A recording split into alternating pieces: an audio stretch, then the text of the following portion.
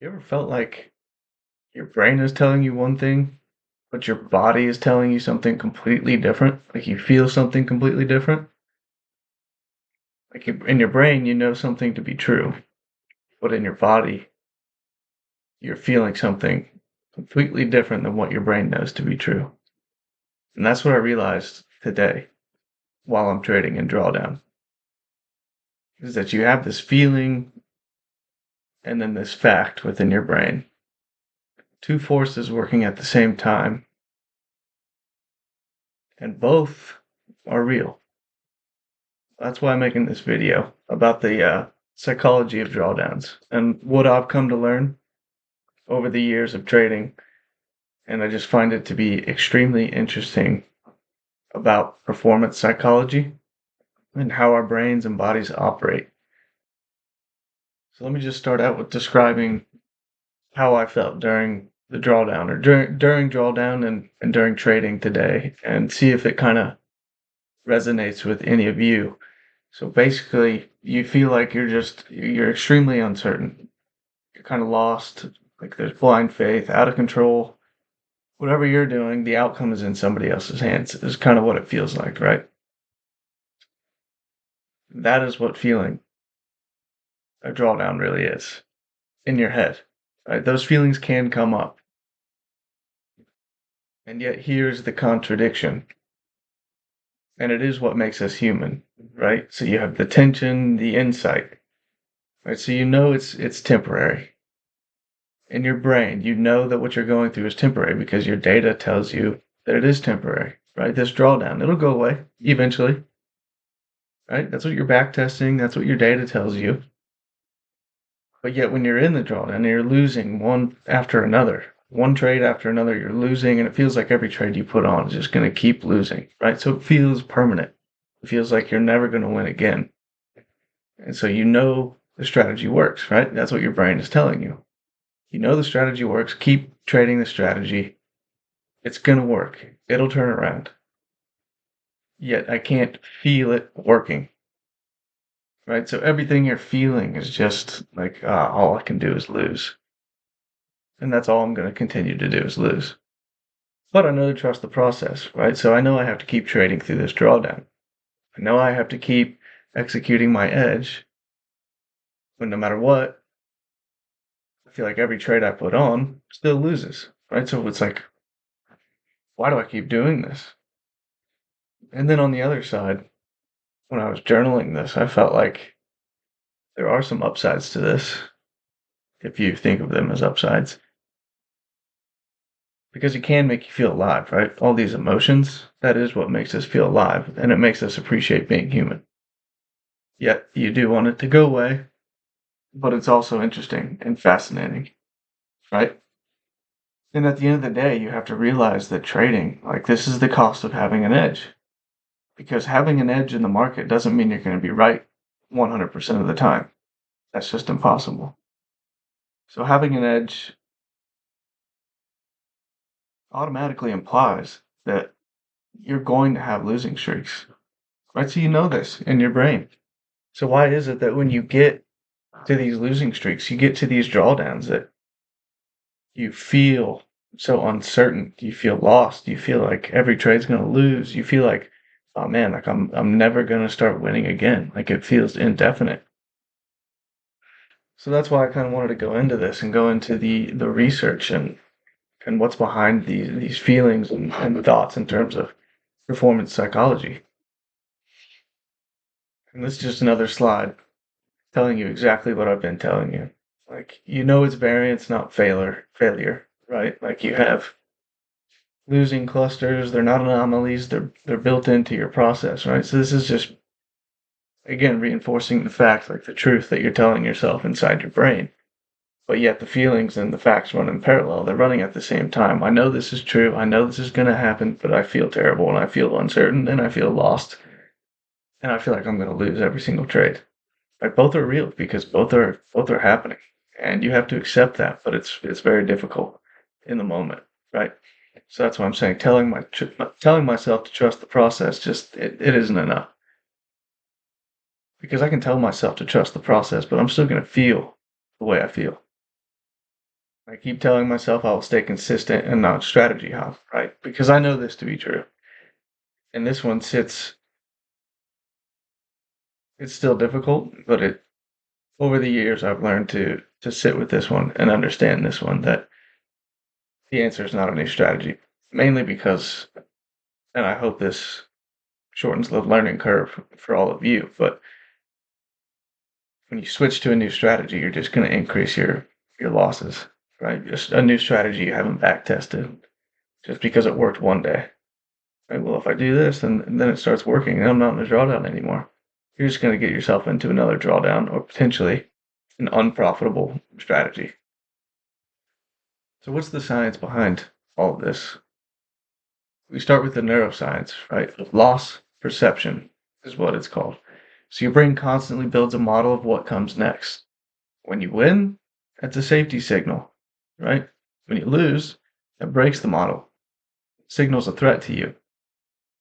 That's why drawdowns, they feel like eternity. They feel like it's the end of the world. It's not just financial, right? Because that's just the way our brains work. It's a reinforcing system. And when you're winning, you're on those winning streaks.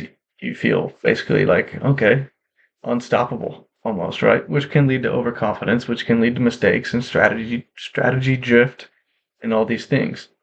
We have some researchers here that have done the scientific work, the psychological work, right? So humans cannot distinguish between temporary and permanent experiences. So your brain projects current losses forward indefinitely, which is what I was talking about, which is why it feels like you'll never win again. Then you have locus of control shift. So during drawdowns, the link between your actions and outcomes breaks down. Your brain shifts from internal control, my decisions cause my outcomes, to external, fate controls my results. I'm not in control anymore. Right? Whatever I do, I can't control. And then you have negativity bias spiral. So your brain weights losses 2 to 3 times more heavily than equivalent wins. Each loss is overcounted. Previous wins are forgotten. The recent history your brain constructs is disproportionately negative. There are two more forces working against you. You have ambiguity intolerance and identity threat. Right, so this is by Michelle Dukas. I think that's how you say it. I'm not 100% sure. But uncertainty feels dramatically more threatening when you're already in a negative state. Right, so there's always uncertainty to trading, whether you're winning or losing.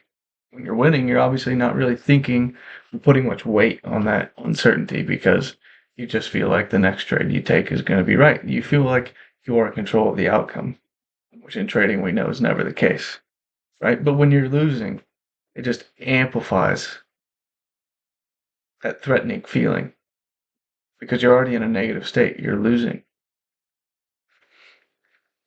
And the identity threat. So when trading is central to your identity, losing streaks don't just feel like bad weeks at work, right? They feel like threats to who you are. When you put so much into trading, you've invested so much time.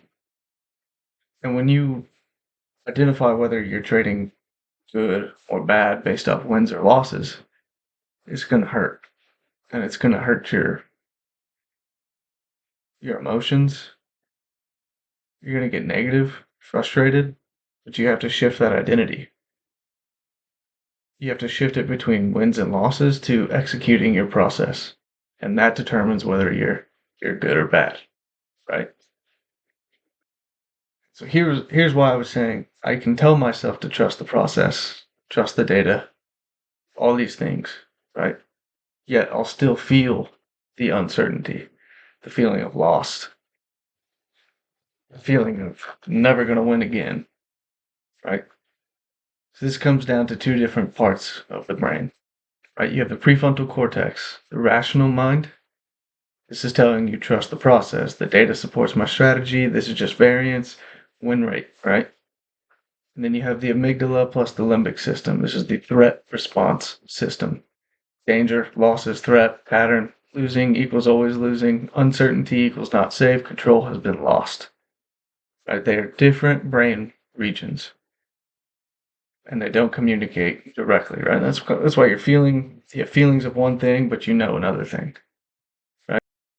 So now we know why our brain is doing this, right? And we know the different parts of our brain that are doing this. But what about mitigating it, right? If these were all positive emotions, we'd want to not mitigate, but build on them. But since these are negative, we need to figure out tools and ways to mitigate this, right? When you go through drawdown, when you're feeling this, you're going to want ways to mitigate it so you know you can come through the other side of this, right? So you don't opt strategies, you just start over trading, taking every setup that your brain thinks it sees, and you just end up taking more losses, right? So number one, physiological regulation first, right? This is from Andrew Huberman. So before charts open, use a physiological sigh. Double inhale through the nose, long slow exhale through the mouth, right? It just reduces the amygdala activation. And you have the evidence journal. Create a separate document that you only use during drawdowns, right? It contains your historical data, win rate, profitable months, A plus trades. So your brain can recognize the pattern recognition and has something concrete to hold on to, right? And then expand your time horizon. So this is a recency bias countermeasure. Your brain measures success in days. I had a losing day today, winning day tomorrow, losing day, losing day, losing day.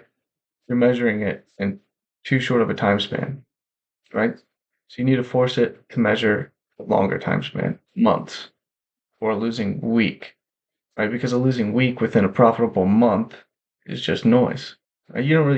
You wish that was a winning week, but if you end up positive for the month, you're profitable, you made money, right? Over the grand scheme of things, it's just 1 week, right?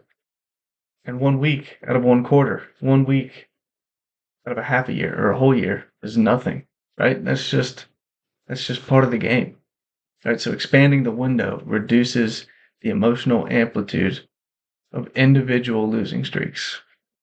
So increase the time horizon. Part two, name the state out loud. So labeling an emotional state in specific language reduces its intensity. It activates the prefrontal cortex and dampens the amygdala. So you can say out loud, I'm experiencing loss of perceived control due to a variance cluster. This is known as a psychological phenomenon and it is temporary. And you have to be specific. So you can schedule worry time throughout your day. You can tell yourself that I'm going to give myself 10 minutes to feel all the anxiety, to feel the loss, to feel the uncertainty, right? It contains the anxiety without fighting it. You're just giving yourself a specific time throughout the day to actually feel it and deal with it because it's real.